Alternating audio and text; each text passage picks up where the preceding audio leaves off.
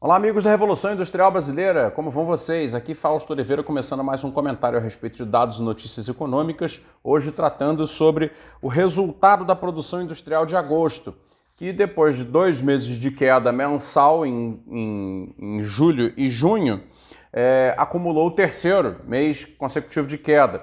Portanto, acabou aquele pequeno momento de respiro no crescimento industrial brasileiro, que vinha acontecendo como recuperação da pandemia. A queda de agosto foi 0,7 ante julho, sendo que julho havia tido uma queda de 1,2% ante o mês de junho, que vinha em queda de 0,5% ante o mês de maio, né? Que foi o último mês que registrou crescimento, então, nos dados de produção industrial mensais, de acordo com a PIM, a Pesquisa Industrial Mensal do IBGE.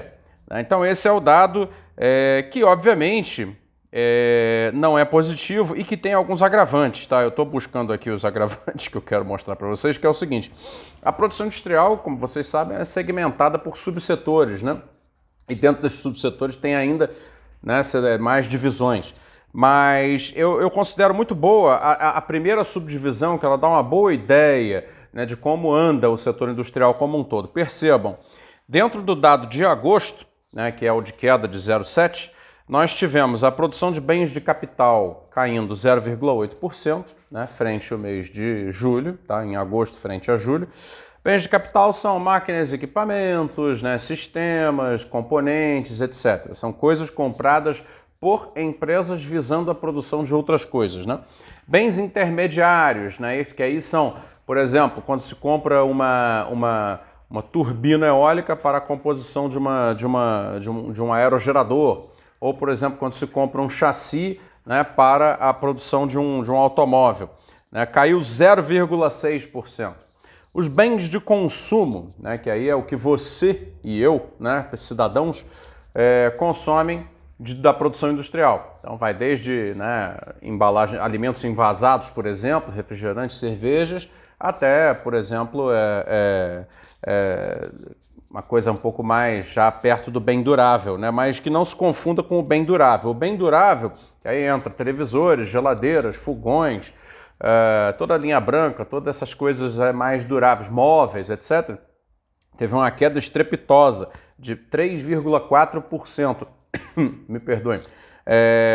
E os semiduráveis e não duráveis, aí sim, cresceram 0,7%. Então a indústria geral, como um todo, caiu 0,7% em agosto. E a tendência que é o pior, né? A tendência mostra uma reversão daquele pequeno momento de crescimento que houve, né, do fim do ano 2020 para até o meio, né, de 2021.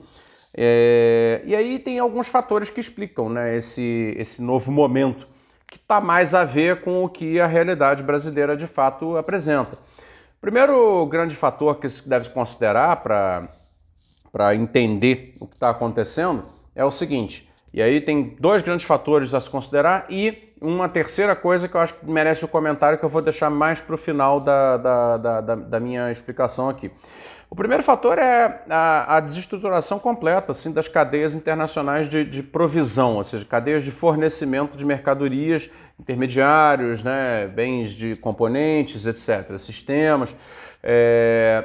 A logística mundial como um todo está muito desorganizada ainda, né? Os armadores, que são as empresas de frete, as empresas de afretamento marítimo, estão cartelizando e aproveitando esse momento para fazer uma margem de lucro altíssima em cima do transporte marítimo internacional de bens. Então, um container hoje, que, por exemplo, poderia sair do porto de Los Angeles ou do porto de Xangai, etc., por, não sei, 700 mil dólares carregado, ele hoje não está saindo por menos de 3 mil, tá? Então, assim, houve uma inflação do transporte marítimo muito acentuada nos últimos meses, em função do fato, naturalmente, de que quando houve o rompimento das cadeias produtivas, das cadeias de comércio, né, melhor dizendo, das cadeias de comércio internacionais em função da pandemia de Covid, muitos navios ficaram aportados em certos lugares, e aí até você remobilizar tudo isso demora muito.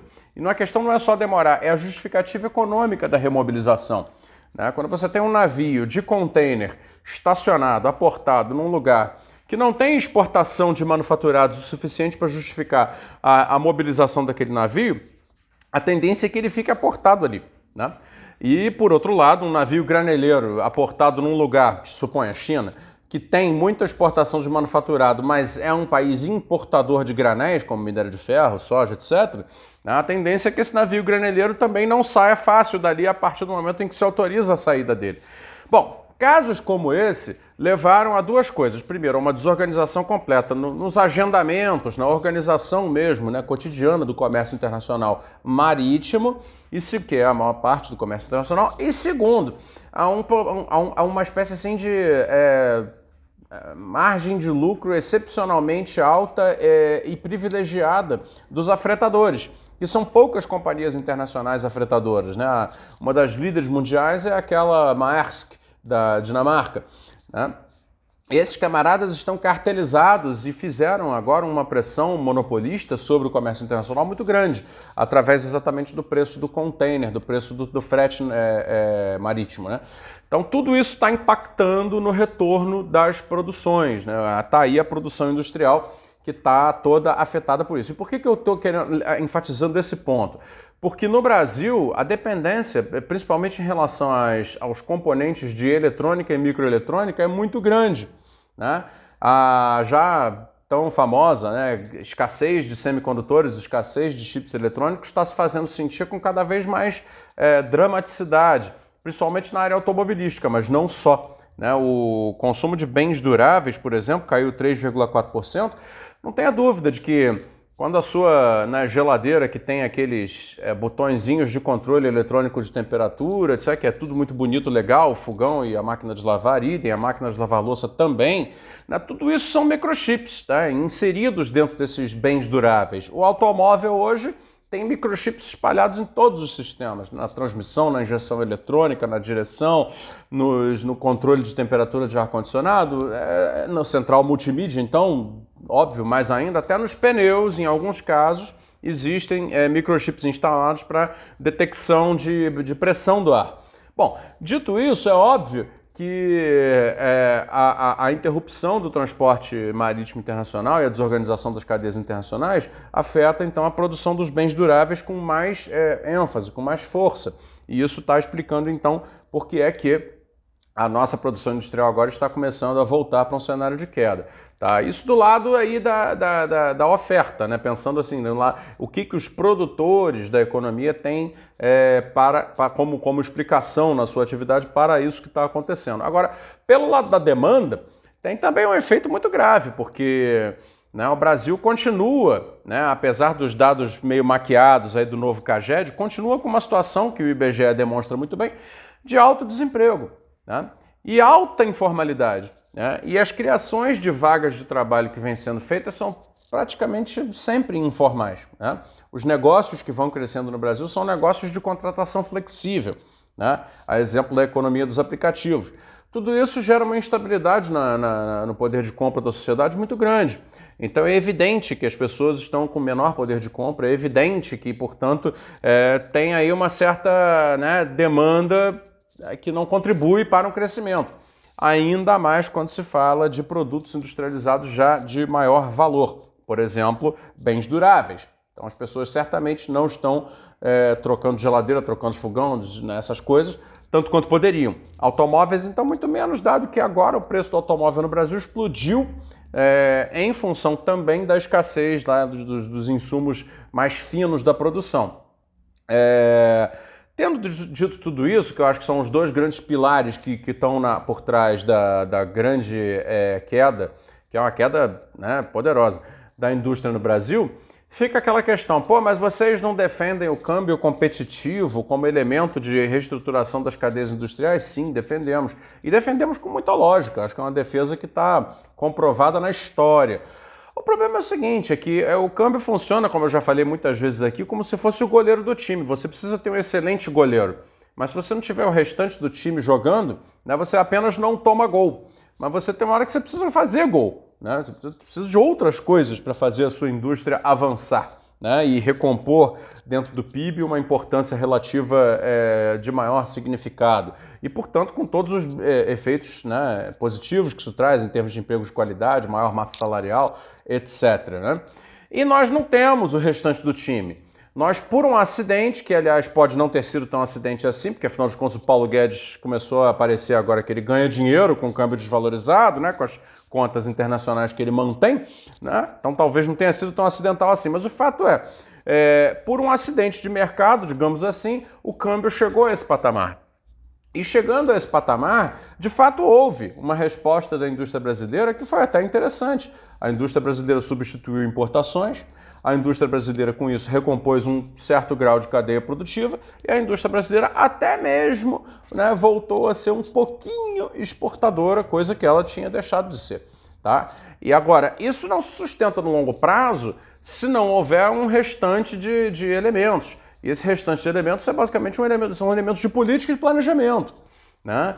E isso nós não temos. Ao contrário, o Brasil tem, como a questão dos juros agora mostra muito bem, ainda uma política econômica comprometida com um cenário recessivo, restritivo. Né?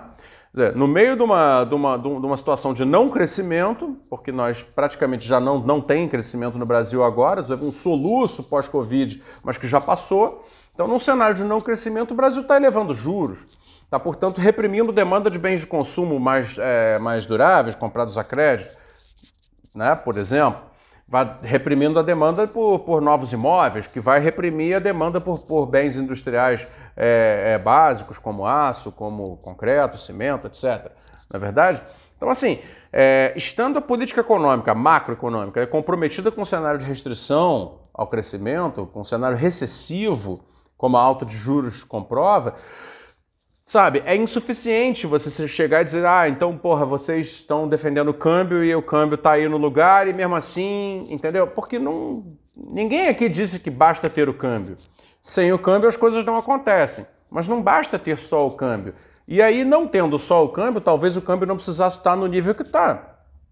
E é essa um pouco a disjuntiva que o desenvolvimentismo coloca e que é um pouco ignorada deliberadamente por aqueles que são contrários a essa visão. Né? Então, lamentavelmente, assim, acabou o momento interessante que vinha tendo o setor mais sofisticado da economia brasileira, né? Que emprega mais pessoas, que paga melhores salários, que se espalha pelo território em cadeias econômicas mais longas e, portanto, mais né, propensas a gerar benefícios econômicos localizados em comunidades. E isso, naturalmente, quem paga o preço é o país, lamentavelmente. Né? É uma pena se dizer. Enquanto isso, claro, o pequeno ciclo de commodities que estamos vivendo ajuda a, né, enriquecer uma elite rural que já é bem rica e que concentra essa renda. Tá? Concentra essa renda. Então, mais uma vez, estamos aí de cara para aquilo que é a realidade do Brasil, estruturalmente falando, nos tempos atuais. Tá?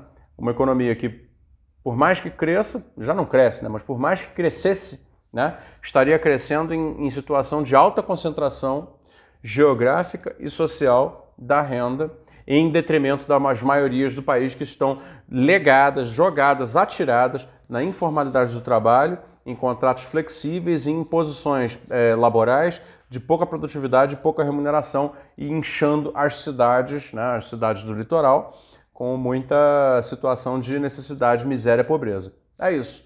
Obrigado aí por assistir. Eu fico por aqui, até uma próxima.